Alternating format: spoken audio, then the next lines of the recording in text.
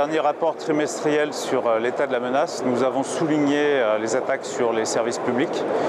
Ce que nous entendons par services publics sont en fait les infrastructures d'importance vitale, donc le transport, l'énergie, les services eau et autres dispositifs qui sont en France par exemple connus sous l'acronyme OIV. Définis par l'ANSSI. Les menaces principales que nous avons identifiées sont aujourd'hui des arrêts de l'activité de ces services. Donc par exemple le clouage au sol d'une compagnie aérienne qui se révèle dans l'actualité il y a quelques semaines dans le cas d'une compagnie polonaise. On a aussi noté l'attaque sur TV5 Monde en France où pendant plus de 4 heures la chaîne a été contrainte d'arrêter ses diffusions complètes. Et puis on repense au premier cas il y a quelques trimestres d'un haut fourneau allemand qui a été obligé d'arrêter sa production, donc d'être complètement détruit suite à une attaque, un problème informatique.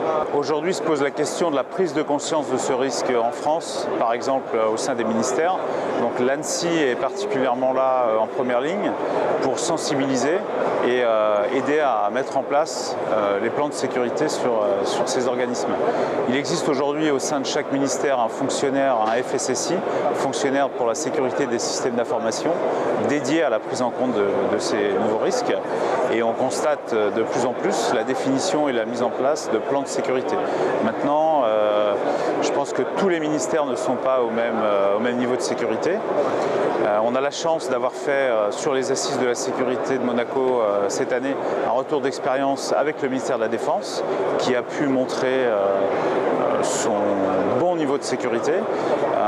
Mais j'ai aussi d'autres cas de ministères sur lesquels par manque de moyens ou par jeunesse des processus sécurité, le résultat est encore loin d'être satisfaisant.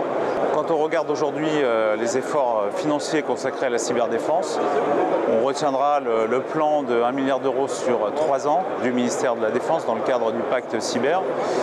Il serait intéressant de comparer ce milliard sur 3 ans au coût des équipements militaires traditionnels. Et là, on voit que les efforts actuels sont encore une goutte d'eau par rapport au budget, typiquement des budgets de défense traditionnels.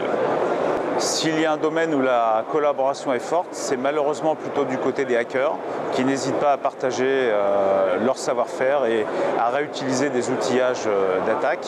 On voit aujourd'hui des gangs cybercriminels utiliser des moyens d'attaque qu'on voyait il y a encore quelques années réservés à des opérations d'État.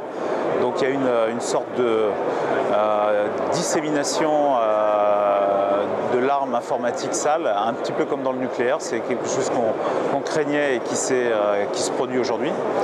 La collaboration côté entreprise est encore difficile, puisqu'aujourd'hui l'ANSSI va imposer par des textes de loi la gestion, la déclaration des incidents de sécurité, donc ça prouve que ce n'est pas complètement natif de la part des entreprises. Là où la collaboration est bien amorcée, c'est entre le secteur privé et le secteur public, au niveau de la collaboration entre les forces de police et donc les différents services nationaux d'enquête sur les crimes liés aux technologies de l'information. À ce titre, on est en première ligne avec une collaboration historique avec Interpol qui s'est déclinée en Europe avec Europol et qui se décline aujourd'hui en France avec la direction centrale de la police judiciaire au sein de la nouvelle sous-direction de lutte contre la cybercriminalité qui a été créée il y a un petit peu plus d'1 an maintenant.